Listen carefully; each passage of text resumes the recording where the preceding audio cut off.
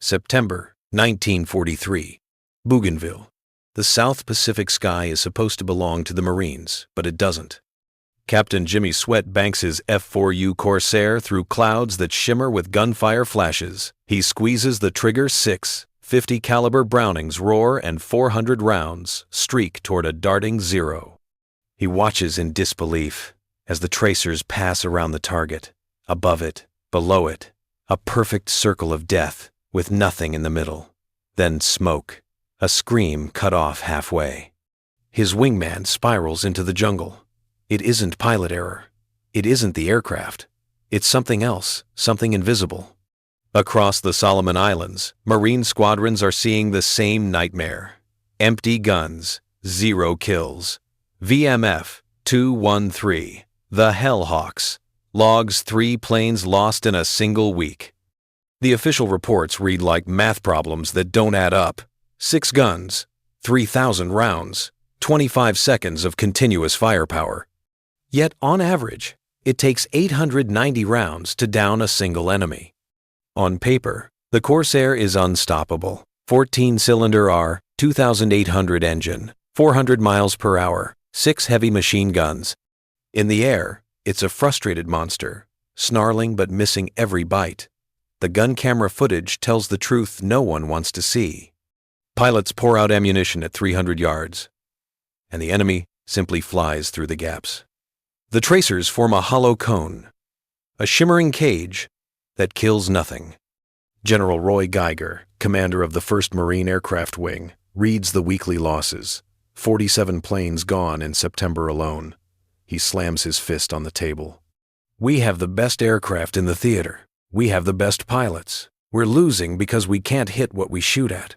It's called gun harmonization, the distance where all 6 guns' bullets meet. Factory spec, 1,000 feet.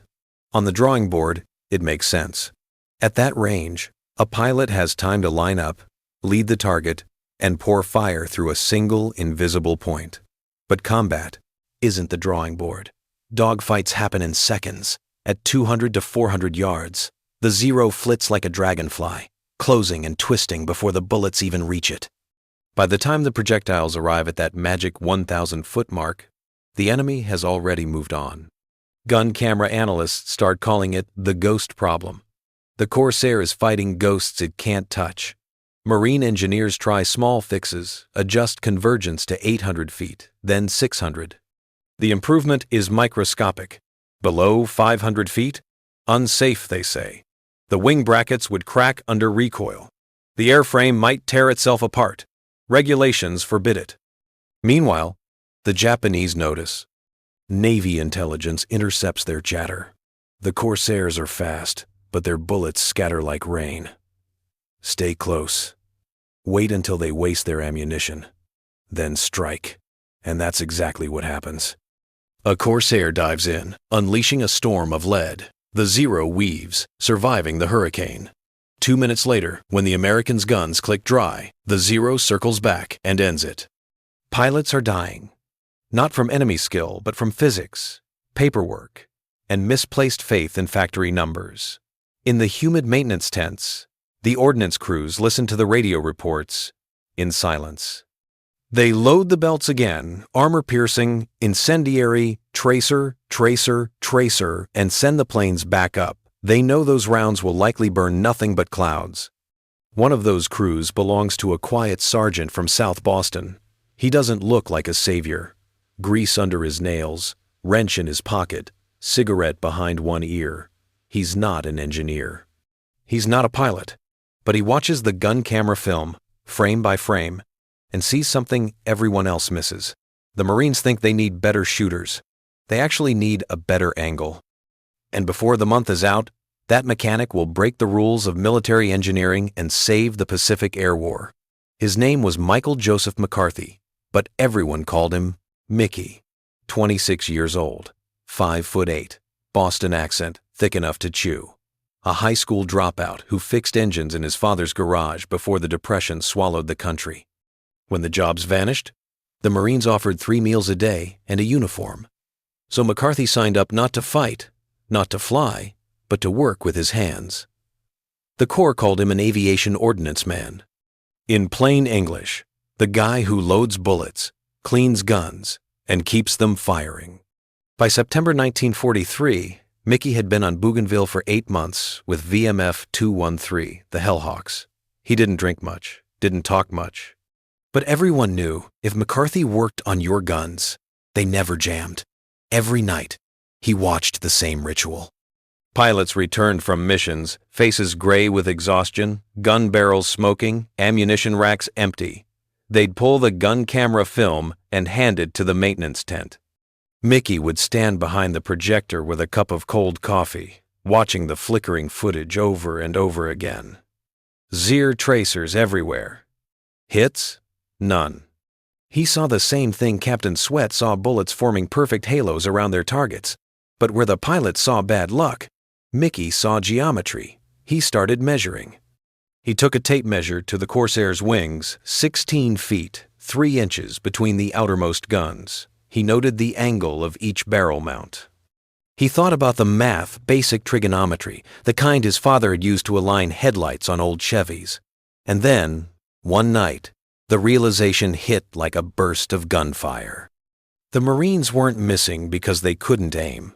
They were missing because the guns were aiming at the wrong place in time. At 1,000 feet, bullets took nearly a full second to reach their convergence point. A Japanese Zero, moving at 300 miles per hour, covered more than 400 feet in that second. By the time the rounds arrived, the target had already slipped away. He scribbled numbers on a ration box.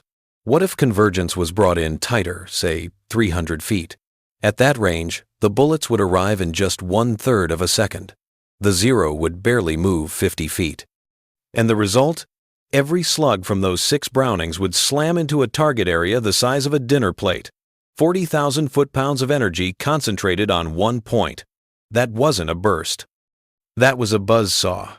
There was only one problem: regulations. Lieutenant Colonel Millington's August memo was clear. Convergence below 500 feet was forbidden. Structural risk. Barrel stress. Airframe fatigue. McCarthy read the memo once, then again. Then he quietly folded it into his pocket and went back to his bench. If the rules were wrong, he wasn't going to follow them.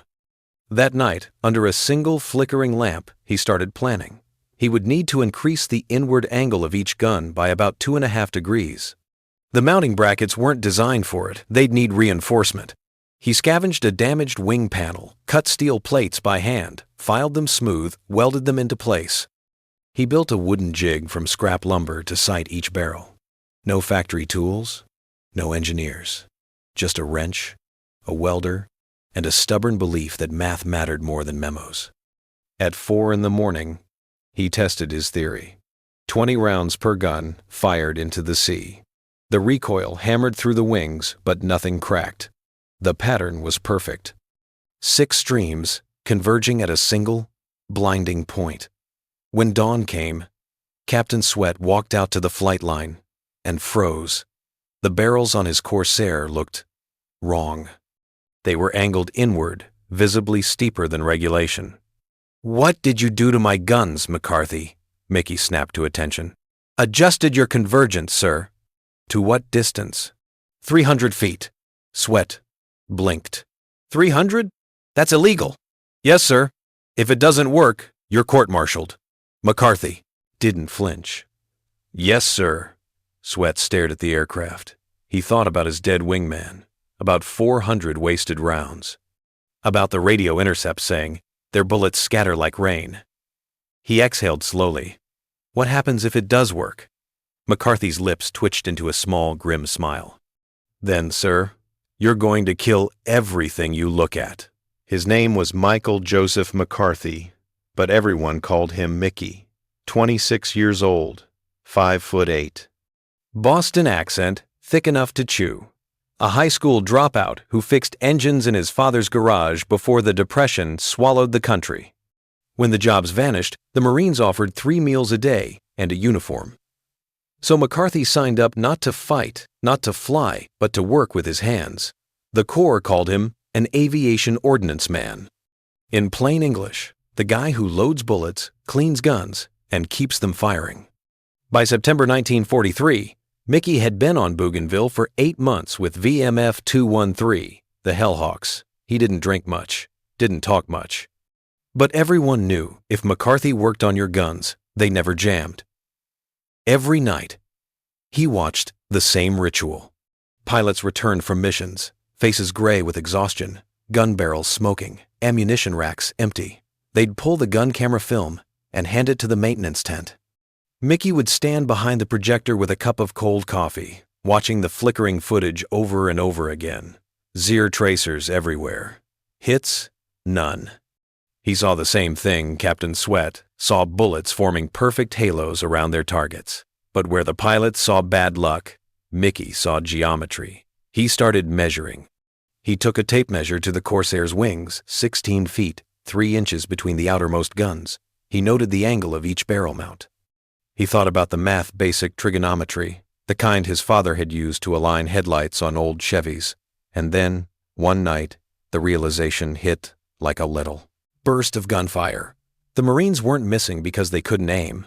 They were missing because the guns were aiming at the wrong place and time. At 1,000 feet, bullets took nearly a full second to reach their convergence point.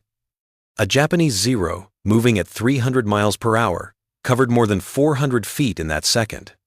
By the time the rounds arrived, the target had already slipped away. He scribbled numbers on a ration box. What if convergence was brought in tighter, say 300 feet? At that range, the bullets would arrive in just 1/3 of a second. The Zero would barely move 50 feet. And the result? Every slug from those 6 Brownings would slam into a target area the size of a dinner plate. 40,000 foot-pounds of energy concentrated on one point. That wasn't a burst. That was a buzzsaw. There was only one problem: regulations. Lieutenant Colonel Millington's August memo was clear: convergence below 500 feet was forbidden. Structural risk, barrel stress, airframe fatigue. McCarthy read the memo once, then again. Then he quietly folded it into his pocket and went back to his bench. If the rules were wrong, he wasn't going to follow them. That night, under a single flickering lamp, he started planning. He would need to increase the inward angle of each gun by about 2.5 degrees. The mounting brackets weren't designed for it, they'd need reinforcement. He scavenged a damaged wing panel, cut steel plates by hand, filed them smooth, welded them into place. He built a wooden jig from scrap lumber to sight each barrel. No factory tools, no engineers, just a wrench, a welder, and a stubborn belief that math mattered more than memos. At 4 in the morning, he tested his theory. 20 rounds per gun, fired into the sea. The recoil hammered through the wings, but nothing cracked. The pattern was perfect. 6 streams converging at a single, blinding point. When dawn came, Captain Swett walked out to the flight line and froze. The barrels on his Corsair looked wrong. They were angled inward, visibly steeper than regulation. "What did you do to my guns, McCarthy?" Mickey snapped to attention. "Adjusted your convergence, sir." "To what distance?" 300 feet. Swett blinked. 300? That's illegal." "Yes, sir." "If it doesn't work, you're court-martialed." McCarthy didn't flinch. "Yes, sir." Swett stared at the aircraft. He thought about his dead wingman, about 400 wasted rounds, about the radio intercept saying, "Their bullets scatter like rain." He exhaled slowly. "What happens if it does work?" McCarthy's lips twitched into a small, grim smile. "Then, sir, you're going to kill everything you look at." September 18th, 1943. Tropical darkness blankets Bougainville. The air smells of oil, salt, and ozone from the day's raids. The flight line is quiet now, no engines, no sirens, just the distant hum of generators and the buzz of insects the size of thumbs. Inside the maintenance hangar, 3 shadows move around a Corsair. One of them is Sergeant Mickey McCarthy. The others, Corporal Eddie Wilkins and Private Tommy Reyes, are younger, nervous, and trying not to ask questions. McCarthy has told them only this: "We're going to make this bird hit what it shoots at." The aircraft's bureau number is 17883, Captain Jimmy Swett's Corsair. The same plane that burned through 400 rounds for nothing. The mechanics push it inside, doors shut, lantern light flickering on blue-gray aluminum. McCarthy kneels by the wing roots, his hands steady even as his heart pounds. He knows what he's about to do is illegal. Changing gun convergence without authorization is a violation of Marine Corps maintenance protocol. If anyone finds out, it's court-martial, possibly prison. But if he does nothing, more pilots will die. He takes a deep breath and gets to work. Each Corsair gun mount has a pair of adjustment bolts that control the barrel angle, factory setting 1,000 feet of convergence. He needs to bring that down to 300. That means each gun must be angled inward another 2.4 degrees. Too much, according to every engineer in Washington. Mickey doesn't care about engineers in Washington. He cuts steel from a wrecked wing panel lying by the fence, files it smooth with a hand rasp, then clamps it under a workbench to bend the edges by hammer. He does everything by feel, just like fixing a car's chassis. When the plates fit, he welds them to the mounts. Sparks fly, filling the hangar with a white-orange glow. Corporal Wilkins whispers, "You sure about this, Sarge? Millington's gonna hang you if he finds out." McCarthy keeps welding.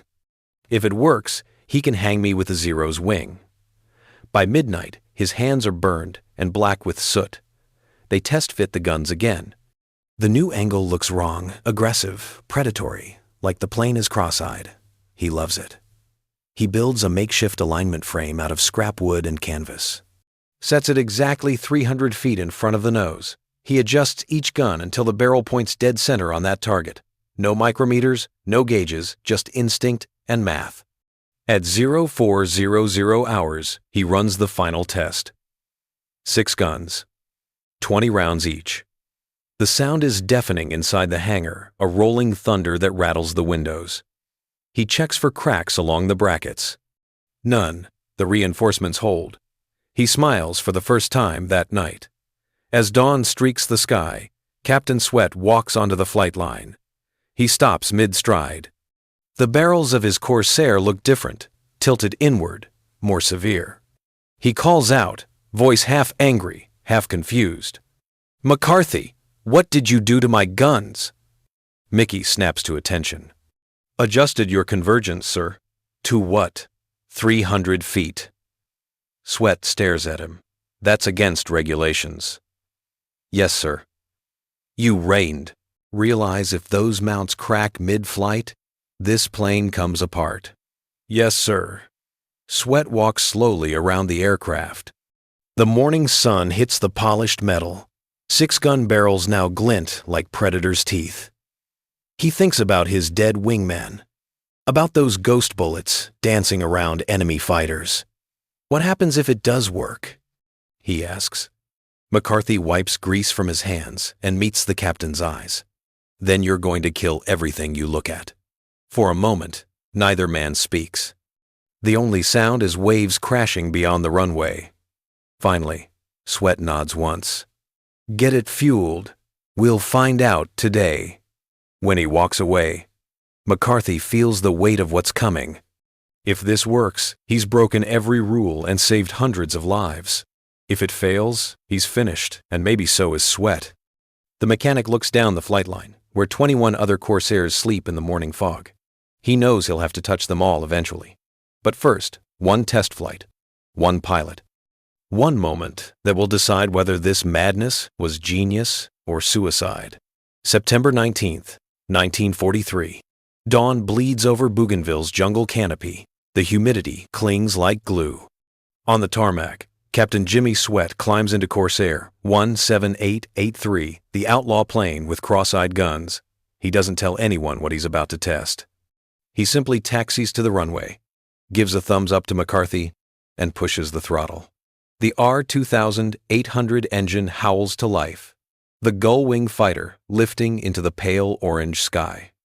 McCarthy watches from the ground, hands jammed in his pockets, heart hammering against his ribs. He's not supposed to be nervous, he's supposed to be invisible, but right now, every rivet in that aircraft feels like his responsibility. At 0830 hours, 4 Corsairs from VMF 213 intercept 9 Japanese Zeros, escorting 6 Val dive bombers headed for Allied positions. Odds 4 against 15. Bad math. Swett leads the formation. He dives from 18,000 feet. Sunlight flashing across his canopy. He lines up on the trailing zero at 400 yards and doesn't fire. 350. Still no fire. His thumb hovers over the trigger, waiting for the new convergence point. 300 feet. He squeezes. 80 rounds erupt in a single second. A thunderclap of metal. Through the gun sight, he sees the impossible. The Zero's tail shears clean off. The fuselage snaps in half. Fuel tanks ignite in a white-orange bloom. The debris cloud is so dense he has to roll hard right to avoid flying through it. He keys the radio, voice shaking with disbelief. Holy mother of... The transmission cuts as he dives again. Another zero. 300 feet. 1 second burst. Left wing disintegrates. Third zero. Canopy shatters. Pilot slumps forward. Aircraft corkscrews into the sea. 3 kills in 45 seconds. 200 rounds. His wingmen are still lining up their first shots. By the time the dogfight ends, VMF 213 has destroyed 8 Japanese aircraft. They lose 1 Corsair. Swett personally accounts for 5. He lands with over half his ammunition still aboard. When he taxis back, the flight line is waiting. Mechanics, pilots, officers, all drawn by the frantic radio chatter. The Corsair rolls to a stop, engine coughing. Swett pops the canopy and climbs down. Face streaked with oil, eyes wide. Major Wade Britt, the squadron commander, approaches. Behind him comes Lieutenant Colonel Millington, the operations officer whose memo banned exactly what McCarthy just did. Britt's tone is careful. "Captain, report." Swett wipes his forehead. 5 kills, sir. 200 rounds expended. Silence, someone mutters. 200? Millington steps forward, face flushed. That's impossible. What did you change? Britt turns to McCarthy. Sergeant, what did you do to this aircraft? McCarthy straightens. Adjusted the convergence to 300 feet, sir. 300? Millington's voice rises. That violates my direct order. Below 500 feet, the mounts will fail. You've endangered a pilot and an aircraft. Swett cuts in, calm but firm. Sir, the aircraft just destroyed 5 enemy planes. No cracks, no damage. Millington scoffs. 1 flight proves nothing. Stress fractures take time. This sergeant disobeyed procedure. He'll be court-martialed. Britt studies Swett's gun camera reel still warm from the projector. Frame by frame, each zero turns into a fireball. He lowers the film slowly. Colonel, he says, voice even. If this is insubordination, I'll sign the paperwork myself. Millington glares. You're admitting to defying headquarters authority? Britt shrugs. If it works, court-martial me. If it doesn't, the Japanese will. The room falls silent. Every pilot stares at the floor, waiting. Then Lieutenant Robert Hansen breaks the stillness. Sir, permission to have my guns modified the same way. Millington explodes. Denied! You'll kill yourselves. Hansen doesn't back down. With respect, Colonel, we're dying out there already. Britt lets the argument run. For a minute shouts, accusations, panic. Then he whistles sharply. The hangar falls quiet. He looks at McCarthy. Sergeant, can you modify every Corsair in this squadron by tomorrow morning? Millington nearly chokes. You cannot authorize. Britt raises a hand. I'm not asking your permission, Colonel. I'm asking if he can do it. McCarthy nods once. Yes, sir. Every plane. By dawn. Britt turns to his men. Then do it. Every aircraft. 300 feet. Millington's voice trembles with rage. I'm reporting this to General Geiger personally. Britt meets his stare. Good. Save me the trip. That night, the maintenance tents glow with acetylene fire. McCarthy's crew works until their hands blister welding, aligning, bore sighting each gun by lantern light. 22 Corsairs reborn, their barrels angled like the fangs of some mechanical predator. In the morning, the Japanese will meet them for the first time, and nothing in the Pacific will ever be the same again. September 20th, 1943, late morning over Empress Augusta Bay.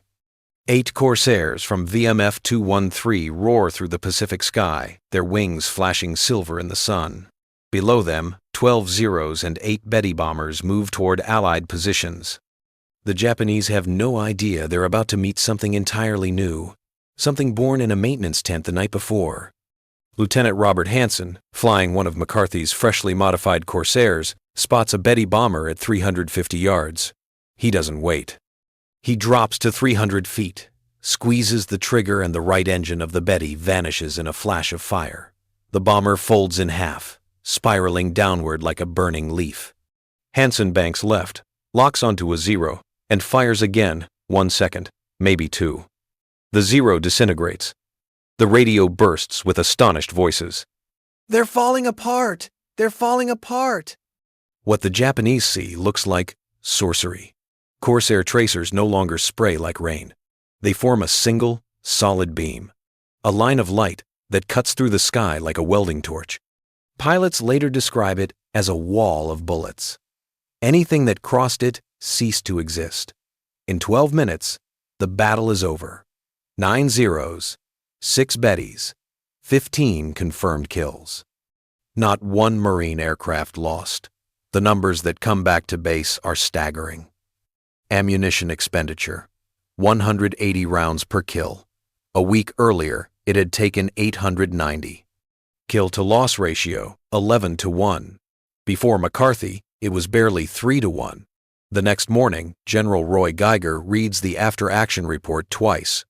Then he sends a single message to every Marine fighter group in the South Pacific. Effective immediately.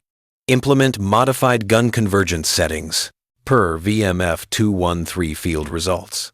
Within days, Pappy Boyington's VMF 214, the famed Black Sheep Squadron, follows suit. By October 1st, every Corsair in the Pacific carries Mickey McCarthy's invisible signature, 6 barrels angled inward just 2.5 degrees more than regulation. And the effect is immediate, catastrophic, at least for the enemy. A Japanese pilot captured near Rabaul later told interrogators, "Before, we could dodge their bullets. Now, we cannot. Their fire is like a solid wall. We call it concentrated death." Intercepted radio messages confirm it. November 3rd, 1943. Warning to all units, American Corsairs have new guns. Their fire is concentrated like a laser. Do not engage below 500 meters. Across the Pacific, the kill ratios skyrocket. In 4 months, Marine Corsair squadrons shoot down 487 enemy aircraft. They lose only 43 of their own. Ammunition efficiency improves by 368%. Pilot survival rates quadruple. Every gun camera film tells the same story. Zeros breaking apart in midair. Betty bombers torn open like paper bags. It isn't just more hits, it's instant kills. Captain James Swett becomes the living proof. October 17th, 1943, he engages 6 Zeros over La Vela and destroys them all in 4 minutes, expending 980 rounds. He lands with over 1,000 still unused. He tells the press, half joking, half serious, "Before I was praying for 1 hit. Now, I just pray for more targets." Lieutenant Robert Hansen follows days later, 5 kills before lunch, 3 more that afternoon. Major Gregory Pappy Boyington, never one to mince words, sums it up best. Before McCarthy's fix, I was a good pilot with bad results. After his fix, every trigger pull was a kill. That modification made me an ace. Meanwhile, in the hangar, McCarthy keeps working like nothing happened. He's still loading ammunition, wiping oil from gun barrels, taking no credit. When officers stop by to congratulate him, he just shrugs. "I just adjusted a few bolts." But in the air, those bolts are rewriting the Pacific War. The Bureau of Aeronautics in Washington runs delayed stress tests to verify the claims. Engineers fire modified wings under laboratory loads, and the results shock them. The reinforcements Mickey welded by hand actually strengthened the wing mounts. The very thing they said would destroy the Corsair made it tougher. They file a new engineering bulletin. Recommended gun convergence 300 feet. Official credit goes to Boo Air engineering staff. McCarthy's name doesn't appear anywhere, but the pilots know. They see the results in the sky every day: fireballs, wreckage, and survival. By Christmas 1943, VMF 213 holds a party on Bougainville. Captain Swett, now a double ace, raises his glass. The room quiets. Most of you don't know Sergeant McCarthy. He's not a pilot. He's the guy who loads our bullets and tightens our gun bolts. But I'm standing here tonight because he ignored orders and did what was right instead of what was authorized. I killed 5 Zeros in one mission because my guns finally hit what I aimed at. Every man in this squadron owes his life to a sergeant who thought he knew better than the engineers. He lifts his drink. To Mickey McCarthy, the deadliest Marine who never pulled a trigger. The hangar erupts in applause. McCarthy, red-faced, tries to hide behind a crate of ammunition. He mumbles, "I just fixed the aim." But what he really did was fix the odds of survival for 800 men. By the start of 1944, the war in the Pacific had changed shape. The Marines now ruled the skies. The Corsair, once dismissed as unstable, once mocked for its wasted firepower, had become the deadliest machine of the Pacific. Its pilots were legends. Swett, Hansen, Boyington. Every man who climbed into a Corsair now carried an invisible ally, the ghost of a sergeant with grease on his hands, and no name in the headlines. But fame doesn't follow the enlisted. When the Bureau of Aeronautics released its updated manual in February 1944, the new Standard Harmonization Distance, 300 feet, appeared on the first page. The credited author, Boo Air engineering staff. Not a word about where the idea came from. The man who'd welded those first reinforcement plates in a hot tent on Bougainville wasn't invited to Washington. He wasn't promoted. He wasn't decorated. He just kept doing what he'd always done: cleaning guns, loading belts, tightening bolts, while aces toasted victories in the officers' club. And yet, every pilot who survived knew. When Captain Swett received the Medal of Honor later that year for earlier actions, he wrote a single line in his acceptance letter: "I wish I could hand this medal to the man who made my guns hit what I aimed at." Lieutenant Robert Hansen, who scored 25 kills before being shot down in February 1944, wrote home to his family weeks earlier, "There's a sergeant here who changed everything. He made our bullets count." Sounds simple, but up here, it's the difference between living and dying. If I make it home, I'm buying that man a drink. He never made it home. After the war, McCarthy quietly left the Corps. No parade, no papers. He returned to Boston in December 1945, opened a small auto shop, and married a schoolteacher named Helen. He fixed carburetors, changed oil, and refused to talk about the war. When customers asked what he'd done in the Marines, he'd shrug. Loaded ammunition, nothing special. He never mentioned the night he broke regulations to save hundreds of lives. Never mentioned the welds, the bolts, the risk. He just lived content, ordinary, unseen. But the Corsair never forgot him. Every F4U that flew over the Pacific after 1943 carried his signature. Every burst of fire that shredded enemy aircraft was a whisper of his design. And as the war expanded, his idea leapt across machines. The P-47 Thunderbolt adopted it. Then, the P-51 Mustang. Even the twin-boomed P-38 Lightning all recalibrated their guns for closer harmonization, taking lessons from the Bougainville modification, post-war studies by the U.S. Army Air Forces found a 34% increase in kill probability directly linked to that closer convergence principle. In time, it became a foundation of modern aerial combat. The F-16's M61 Vulcan, the F-35's GAU-22A, both tuned to maximize hit probability at 1,000 feet, the modern equivalent of Mickey's 300. The technology changed, the principle never did. Mickey McCarthy died on July 8, 1979. Heart attack, age 62. The obituary in the Boston Globe was 3 sentences long. It mentioned that he was a Marine Corps veteran. It didn't mention that he changed aerial warfare forever. 8 years later, in 1987, the Marine Corps Aviation Association installed a bronze plaque at the National Museum of the Marine Corps honoring unsung heroes of marine aviation. At the bottom of the list, 77 names in total, was one line, almost hidden: SSG, Michael J. McCarthy, VMF, 213, Ordnance Crew. No context, no explanation, just the name. But every Marine pilot who sees it knows. They pause. They smile. Because legends in flight suits once toasted that same name on a humid Christmas night in Bougainville, the man who turned a wrench and won a war.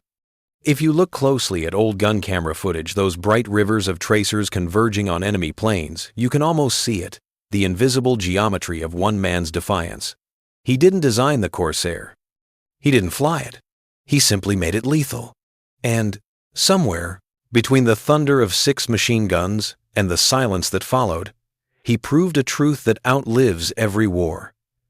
Courage isn't always about pulling the trigger. Sometimes it's about adjusting it. War stories usually end with medals, speeches, or monuments. But not this one. This one ends in a small garage outside Boston, the smell of motor oil, the sound of a radio, and an old Marine with tired hands fixing someone's Buick.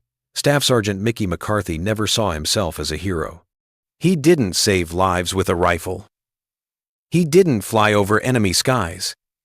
He simply refused to accept a problem that everyone else called unsolvable. That refusal changed the Pacific War.